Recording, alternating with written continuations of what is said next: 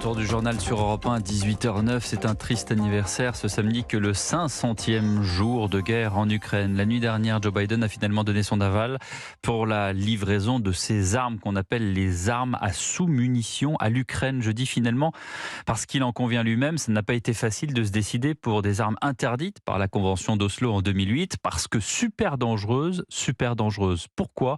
Le général Jean-Paul Paloméros nous explique.